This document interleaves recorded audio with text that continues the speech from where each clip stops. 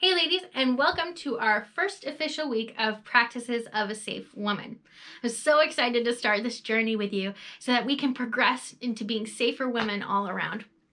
Now, when we talk about practices of a safe woman, we're not starting necessarily with how to strap a gun to your waist or how to hide it behind certain clothing or where to carry your pepper spray and are you ready with it? Well, those things are super important and we will get to them. We want to start at the first step of bettering our reactive defense.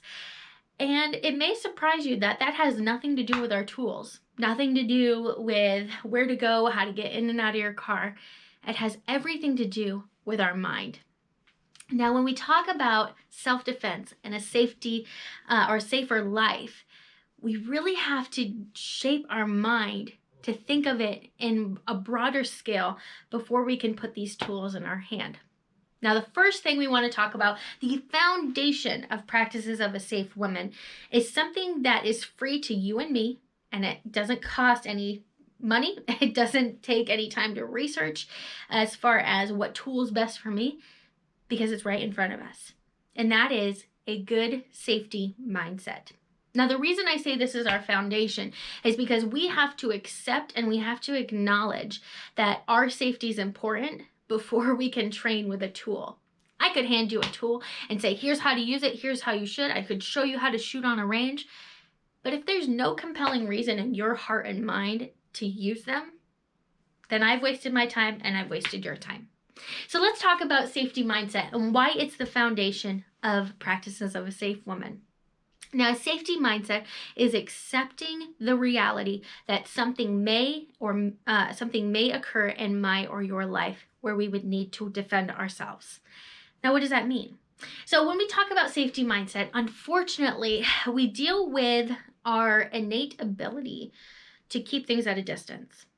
Even right now, I'm at a disadvantage because I can't look you in the eye and I can't talk to you personally and bring this reality in front of you. The same idea happens with the news. We love to keep ourselves at a comfortable level because we can turn off our phone. We can put down the article. We can distance ourselves from that type of situation. But the problem with that, it's called the they-them mindset. It means it happens to those people. It happens to them. They live in these situations, or they are involved with these substances, or they went to the wrong place. Rather than, hey, this could happen to you and it could happen to me. So safety mindset, accepting the reality that at one point we may need to defend ourselves. It compels us to want to learn how to use tools, how to stand up for ourselves, how to get in and out of a car safely. So with that discussion, there comes a need for a burden of proof.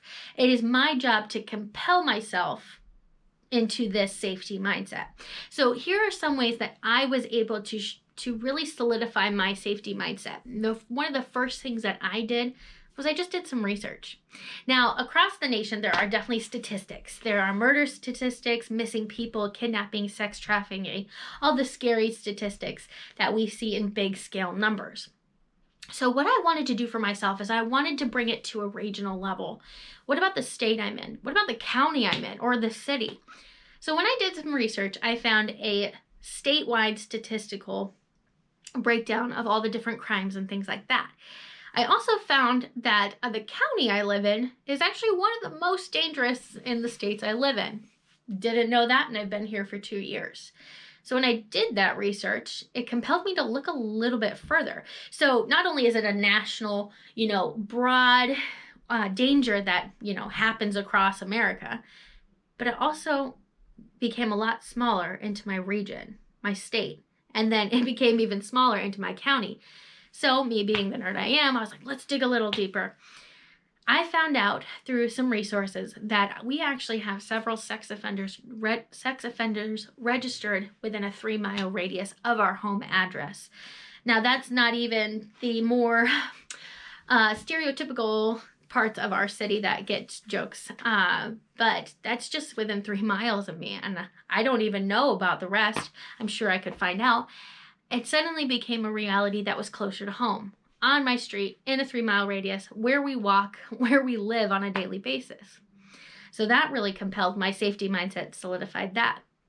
And now, something I always told women is that think of it as it could be right in your backyard. It could happen in your own home.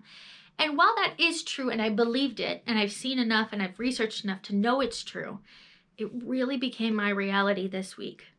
Now, we live in a townhouse situation. We've got 4 units in one building. We all tend to share the same common spaces outside, but we all are limited to kind of our access. So we live right on the parking lot, and we have a nice portion of the side yard. But everybody else has a little bit more of a private backyard. It's a little bit more wooded with some fencing around it. Now, being on the parking lot, we have the advantage of seeing who comes and who goes out of our unit. And one morning when my husband was walking our dogs, he noticed an individual walking through our backyard that he had really not recognized. And so, because it raised some alarm in his mind, he prompted our neighbors, said, "Hey, I don't know, have you seen this individual before?" And they actually admitted to seeing him and not knowing him. Now, my husband did a little bit more digging, and he found out that in our back wooded area along our fence line, there's a well-beaten trail between the road, which is a little bit further back, up to our fence, over our fence, and through our backyard. Now, this is my backyard. This is where I walk my dogs. This is where I hammock and read a book. This is where we played catch during quarantine. And this individual was coming and going without us even knowing. Now, when I mean I walk my dogs late at night. I've got my flashlight. I'm prepared, I've built that mindset up. But it really kind of shook me a little bit that my nook of the world, my little part of the world, was suddenly a part of that community that's not that safe. Now, this individual is associated with the population that tends to be a little bit more mentally unstable, mentally unhealthy, and also has a little bit more of that affiliation with drugs and substance abuse. This made me really uncomfortable. So now that has even compelled me more to practice good safety even within my street and my address. So a safety mindset is important because it's what's going to compel you to keep on this journey of bettering your reactive defense. It's going to compel you to train with tools, to know your boundaries, to practice good de-escalation and situational awareness. So when we look at safety mindset, think of it as the building blocks. Get excited about your journey. Find out why you need this journey, and that will help you towards becoming a safer woman.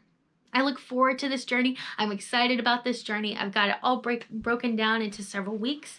Next week, we're going to be talking about paranoia versus preparedness. So make sure you come back. We look forward to seeing you then.